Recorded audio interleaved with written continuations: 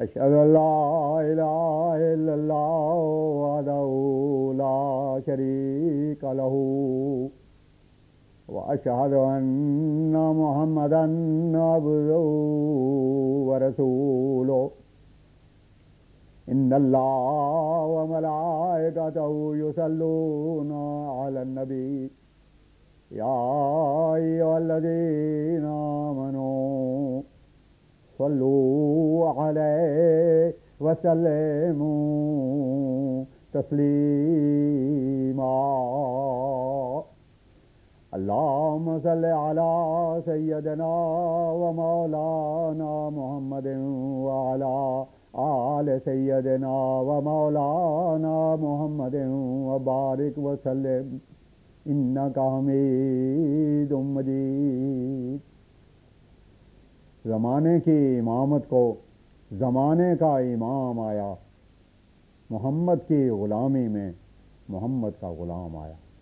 خاتم الانبیاء حضرت محمد مصطفیٰ احمد مجتبیٰ صلی اللہ علیہ وسلم کے غلام اور ہمارے امام بانی جماعت احمدیہ مسیح موعود و مہدی مسعود کے روح پرور اور ایمان افروز ملفوظات اور کلمات طیبات۔ حضرت اقدس مسیح موعود علیہ السلام کے مجلس میں یہ اعتراض کیا گیا کہ تصویر پر لوگ کہتے ہیں کہ یہ تصور شیخ کی غرض سے بنوائی گئی ہے۔ اس پر حضرت مسیح موعود علیہ السلام نے ایک پرمعارف تقریر کی اور فرمایا، یہ تو دوسرے کے نیت پر حملہ ہے۔ میں نے بہت مرتبہ بیان کیا ہے کہ تصویر سے ہماری غرض کیا تھی۔ بات یہ ہے کہ چونکہ ہم کو بلاد یورپ خصوصاً لندن میں تبلیغ کرنی منظور تھی، لیکن چونکہ یہ لوگ کسی دعوت یا تبلیغ کی طرف توجہ نہیں کرتے جب تک داعی کے حالات سے واقف نہ ہوں، اور اس کے لیے ان کے ہاں علم تصویر میں بڑی بھاری ترقی کی گئی ہے۔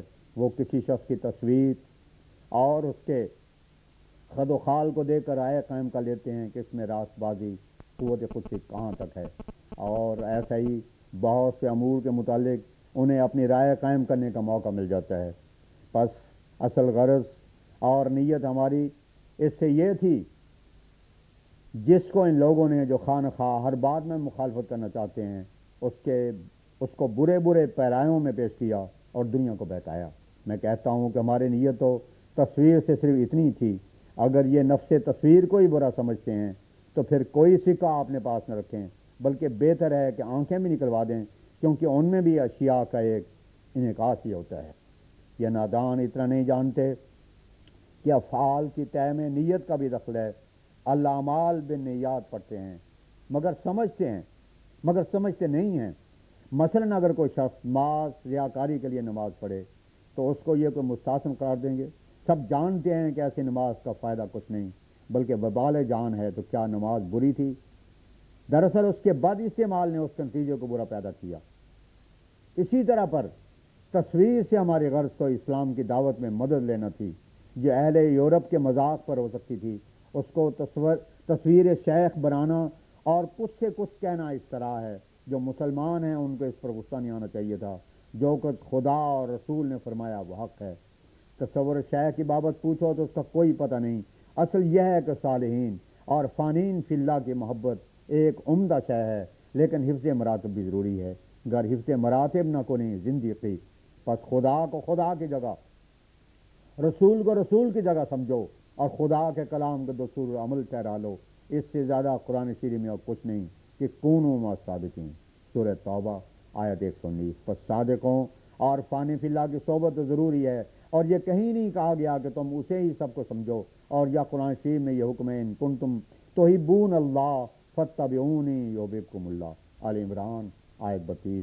اس میں یہ نہیں کہا گیا کہ مجھے خدا سمجھ لو، بلکہ یہ فرمایا کہ اگر خدا کے محبوب بننا چاہتے ہو تو اس کی ایک ہی راہ ہے کہ نبی کریم صلی اللہ علیہ وسلم کی اتباع کرو۔ اتباع کا حکم تو دیا ہے مگر تصور شیخ کا حکم قرآن میں نہیں پایا جاتا۔ ایک صاحب نے عرض کیا، جو تصور شیخ کرتے ہیں وہ کہتے ہیں ہم شیخ کو خدا نہیں سمجھتے۔ حضور نے جواباً فرمایا، مانا کہ وہ ایسا کہتے ہیں، مگر بت پرستی تو شروع ہی تصور سے ہوتی ہے۔ بت پرست بھی بڑھتے بڑھتے ہی اس درجے تک پہنچا ہے، پہلے تصور ہی ہوگا پھر یہ سمجھ لیا کہ تصور قائم رکھنے کے لیے بہتر ہے تصویر بنا لیں، اور پھر اس کو ترقی دیتے دیتے پتھر اور دھاتوں کے بت بنانے شروع کر دیے اور ان کو تصاویر کا قائم مقام بنا لیا۔ آخر یہاں تک ترقی کی کہ ان کے روحانیت کو اور وسیع کر کے ان کو خدا ہی مان لیا۔ اب میرے پتھر ہی رکھ لیتے ہیں اور اقرار کرتے ہیں کہ منتر کے ساتھ ان کو درست کر لیتے ہیں، اور پرمیشور کا حلول ان پتھروں میں ہو جاتا ہے۔ اس منتر کا نام انہوں نے آوان رکھا ہے۔ میں نے ایک مرتبہ دیکھا کہ میرے ہاتھ میں ایک کاغذ ہے، میں نے ایک شخص کو دیا کہ اسے پڑھو، تو اس نے کہا کہ اس پر آوان لکھا ہوا ہے۔ مجھے اس سے کراہت آئی، میں نے اس سے کہا کہ تم مجھے دکھا۔ جب میں نے پھر ہاتھ میں لے کر دیکھا تو اس پر لکھا ہوا تھا اردت ان استخلف فخلقت آدم۔ اصل بات یہ ہے کہ خدا تعالیٰ کا خلیفہ جو ہوتا ہے ردائے الہی کے نیچے ہوتا ہے، اسی لیے آدم کے لیے فرمایا نفخت فیہ من روحی۔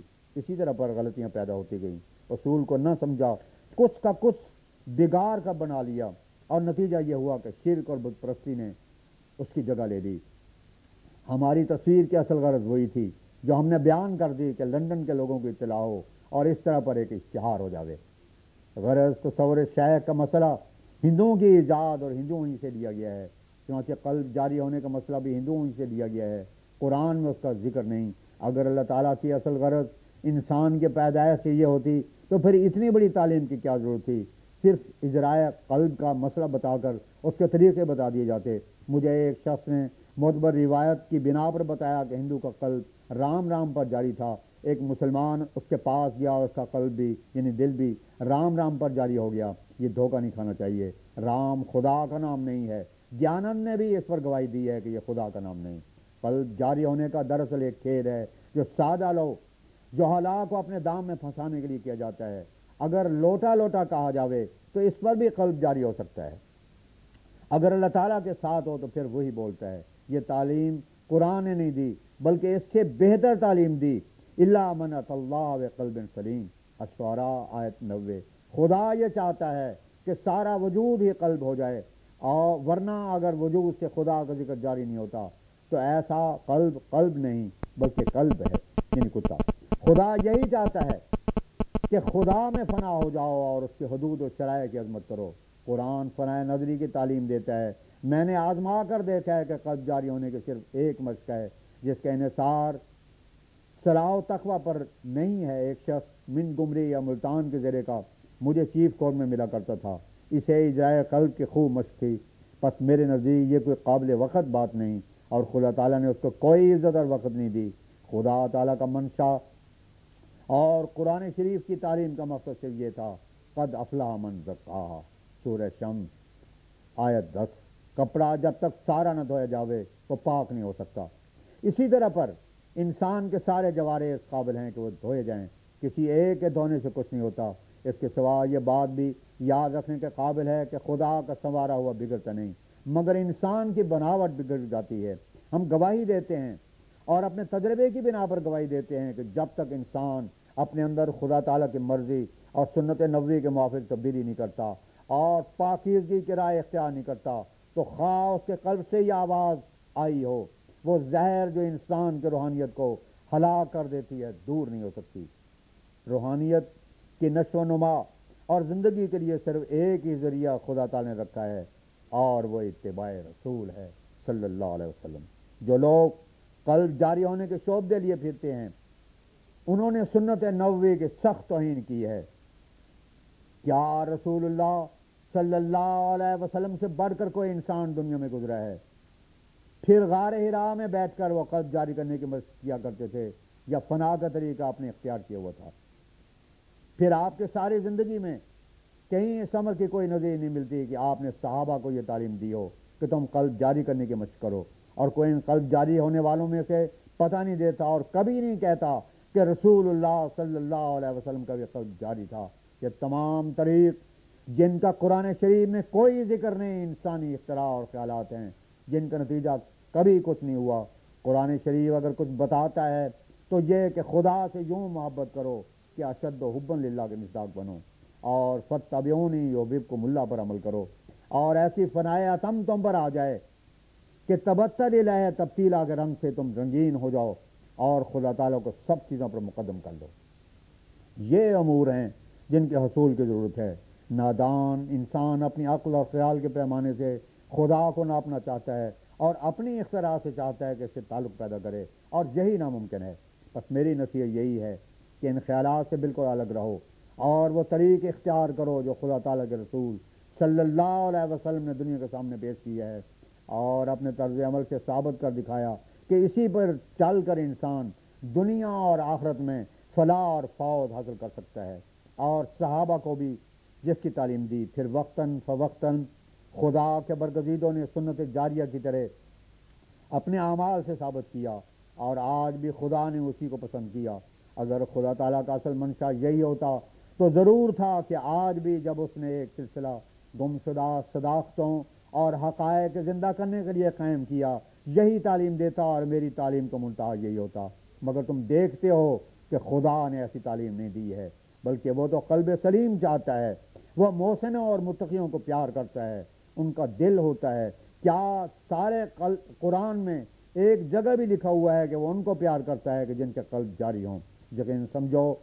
یقیناً سمجھو کہ یہ محض خیالی باتیں اور کھیلے ہیں جن کا اصلاح نفس اور روحانی امور سے کچھ بھی تعلق نہیں ہے، بلکہ ایسے کھیل خدا سے بہت کام موجب ہو جاتے ہیں اور انسان کے عملی حصے میں مضر ثابت ہوتے ہیں۔